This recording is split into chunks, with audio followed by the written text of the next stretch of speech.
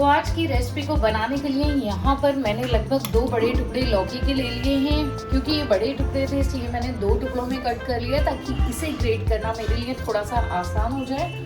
और अब मैं ग्रेटर की मदद से इसे ग्रेट कर लेती हूँ, लेकिन यहाँ पर मैं बड़े वाले जो साइज़ का ग्रेटर है इसका यूज़ कर रही हूँ ताकि अगर हम पराठों में लौकी का इस्तेमाल करें तो उसका जो फ्लेवर है, उसका जो बाइट है वो परफेक्टली इस सब्ज़ी का फ्लेवर दे पाए। तो चलिए इसे ग्रेटर की मदद से ग्रेट कर लेते हैं। बहुत ही इजीली ये ग्रेट हो जाएगा। और अगर इसमें पके हुए सीड्स हैं तो आप उसे रिमूव कर सकते हो नाइफ की मदद से। तो इस तरह से आपको ग्रेट कर लेना है। तो यहाँ पर आप देख सकते हैं मैंने ग्रेटर की मदद से लौकी को अच्छे से ग्रेट कर लिया है।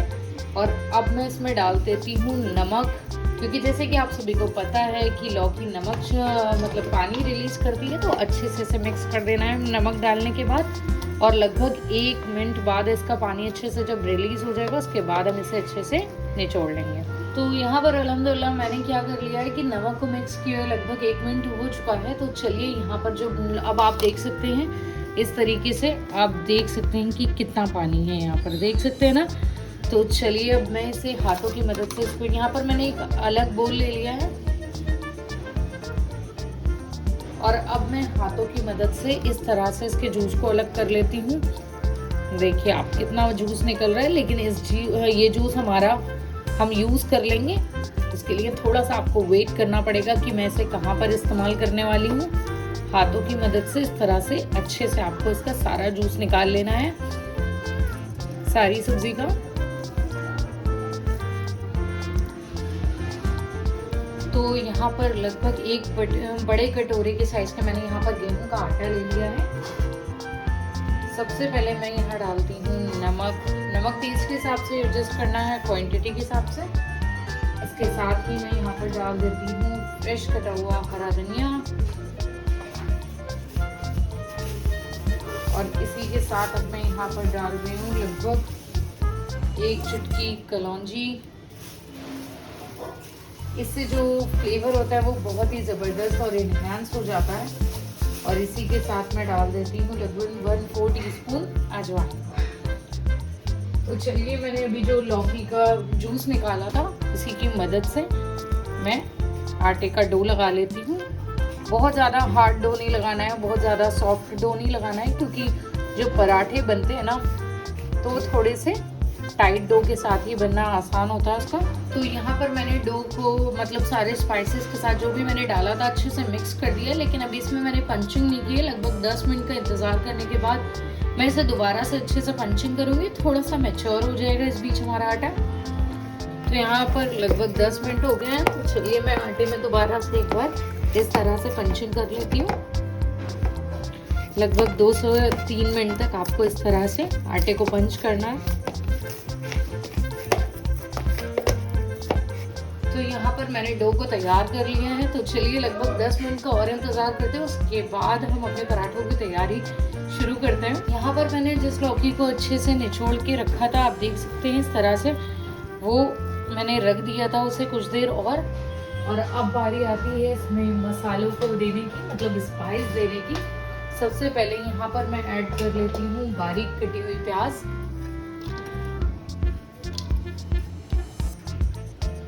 के साथ ही मैं डाल देती हूँ लगभग 2 बारीक कटी हुई हरी मिर्च।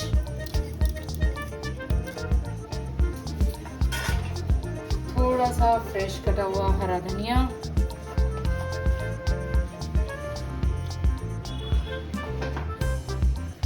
यहाँ पर सबसे पहले इस्तेमाल कर रही हूँ लगभग 1/2 टीस्पून यहाँ पर मैंने इस्तेमाल किया है भुने हुए जीरे का पाउडर। आप चाहे तो डायरेक्ट जीरा भी इस्तेमाल कर सकते हैं। और इसमें इस्तेमाल कर लेती हूँ लगभग 1/4 टीस्पून नमक थोड़ा सा एडजस्ट करके ही आपको डालना है। और इसके साथ ही मैं डाल देती हूँ लगभग 1/4 टीस्पून गरम मसाला पाउडर। ये आपके लिए ऑप्शनल है। तो अच्छे से सारे मसालों को डाल दिया है और अब मैं इसे कर लेती हूँ मिक्स। मैं इसी वीडियो में आपको एक ऐसी टिप बताने वाली हूँ जिससे आपके आज के बाद कोई भी स्टफ पराठा है वो बिल्कुल भी नहीं फटेगा। अगर आप मेरे चैनल पर विजिट करेंगे तो आप देखेंगे कि मैंने बहुत सारी पराठे की स्टफ्ड पराठे की रेसिपीज़ को आप सभी के साथ शेयर किया है। और मेरे कोई भी पराठे अल्हम्दुलिल्लाह नहीं। तो यहाँ पर आप देख सकते हैं मैंने मसालों को बहुत ही अच्छे तरीके से सब्ज़ी के साथ मिक्स कर दिया है। तो चलिए अब मैं ऐसा करती हूँ, इस तरह का बोल लेकर इसमें जितनी भी मैंने अभी स्टफिंग तैयार की है सब्ज़ी की, उसे इसमें डाल देती हूँ स्ट्रेनर में, और इसे लगभग 10 मिनट के लिए छोड़ देना इसी तरह से। तो यहाँ पर इसे मैंने कुछ देर के लिए इस तरह से रख दिया था। चलिए एक बार फिर से मैं हाथों की मदद से सारी सब्जी को लेते हुए हाथों में और इस तरह से स्क्वीज कर लेती हूँ, ताकि इसका आपको जैसे कि पता है प्याज और लौकी पानी रिलीज करते, लौकी का हमने रिलीज जो हुआ था वो निकाल लिया था, फिर भी प्याज के साथ इस तरह से हुआ कि पानी दोबारा से हो गया। दोबारा से इसी तरह से हाथों की मदद से सारी सब्जी का हम जूस निकाल लेते हैं। अल्हम्दुलिल्लाह मैंने दोबारा से एक बार फिर से सब्जी को अच्छे से स्क्वीज कर लिया है, तो इसका जो एक्सेस पानी था वो निकल गया है बिल्कुल। लेकिन आपको इसके जूस को दोबारा से निकालने के लिए आपको जब स्पाइसेस आपको डालने हैं ना, इंग्रेडिएंट्स थोड़े से आपको एक्स्ट्रा डालने पड़ेंगे, ताकि जूस में इसका जो फ्लेवर है मसालों का वो निकले नहीं। तो ये भी एक इम्पॉर्टेंट टिप था जो मैंने आप सभी के साथ शेयर किया। और इसके बाद एक छोटा सा इम्पॉर्टेंट टिप और, ताकि आपके स्टफिंग के जो भी पराठे हैं वो फटे नहीं, उसके लिए आपको क्या करना है, जो सब्जी है उसमें थोड़ा सा इस तरह से लगभग 2 टीस्पून आटे को लेकर, गेहूं का आटा ले सकते हैं आप, और इस तरह से पूरी सब्जी में मिक्स कर देना है। और इसके लिए आपको फिक्र करने की बिल्कुल भी ज़रूरत नहीं, क्योंकि इस आटे का बिल्कुल भी कोई भी फ्लेवर नहीं आएगा कच्चे आटे का। और आपका जो पानी है सब्जी में थोड़ा सा और थोड़ी सी नमी है वो भी अच्छे से एब्जॉर्ब हो जाएगी आटे के ज़रिए से। तो यहाँ पर मैंने एक लोई को इस तरह से हाथों की मदद से चपटा कर लिया, बेलन की मदद से इसे बेल लेना है और इसकी एक छोटी कटोरी की तरह हमें इतना बेल लेना है। अब इस तरह से हाथों में रखकर हमें फिलिंग करनी है। इस तरह से जो मैंने फिलिंग तैयार की है अब मैं डाल लेती हूँ इसमें तरह से, और इसे इस तरह से हमें कर लेना है। और अब इसे हमें पैक करना है। इस तरह से आपको पैक कर लेना है, इस तरह से अंदर करते हुए में, और ये इस तरह से अब हम इसे बंद कर लेंगे इस तरह से। और जैसे ये अच्छे से पैक हो जाएगा के बाद ही हम इस तरह से इसे टैप करेंगे। और थोड़ा सा उसे टैप करने के बाद अब बेलन की मदद से हमें हल्के हाथ से ही बेल लेना है, बहुत ही हल्के हाथों की मदद से हमें पराठे को बेलना है।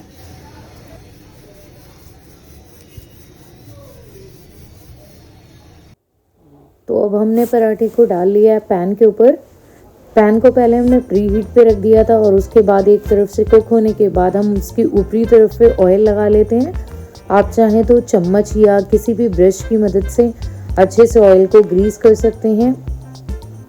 और जैसे ही आप एक साइड पर अच्छे से ऑयल लगा दे, उसे दोबारा से फ्लिप करके आपको इसकी दूसरी तरफ ऑयल ग्रीस करना है।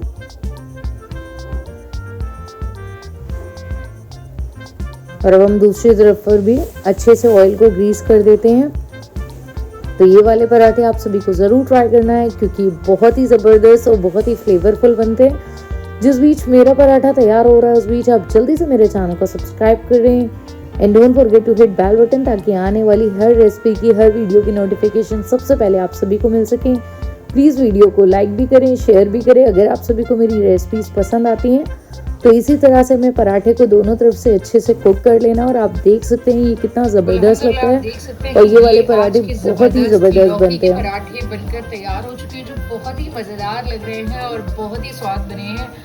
आप लोग ज़रूर ट्राई कीजिएगा, बहुत ही मज़ेदार बनते हैं और बहुत ही क्विकली भी बनकर तैयार हो जाते हैं। प्लस इसका जो फ्लेवर होता है वो बहुत ही ज़बरदस्त रहता है। अगर नहीं ट्राई करें आप सभी ने तो ज़रूर ट्राई कीजिएगा इंशाल्लाह। सिंपल रेसिपी के साथ मैंने हमेशा आप सभी के साथ बहुत ही सिंपल रेसिपी शेयर करती हूँ, प्लस ऐसे इंग्रेडिएंट्स का इस्तेमाल करती हूँ जो रेगुलर आपको किचन में बहुत ही आसानी से मिल जाते हैं। तो अगर आप सभी को मेरी आज की ये रेसिपी वर्थ वॉचिंग लगी तो प्लीज़ चैनल को सब्सक्राइब करें, don't forget to hit bell button, ताकि आने वाली रेसिपीज़ की सबसे पहले नोटिफिकेशन आप सभी को मिले। वीडियोस को लाइक भी करना है, शेयर भी करना है, और एक बाइट लेकर बताती हूँ कि आज की ये ज़बरदस्त पराठे कैसे बने। ये ज़बरदस्त और बहुत ही जायके भरे पराठे कितने ज़बरदस्त बने। और आप देख सकते हैं इसकी फिलिंग भी बहुत ही ज़बरदस्त रही है। मतलब ऐसा नहीं है कि पूरी सब्ज़ी का जो फ्लेवर है मसालों का बहुत ही अच्छे से पराठे में आया और जो बहुत ही टेस्टी लग रहे हैं। चलिए डिप करते हैं चटनी में और एंजॉय करते हैं।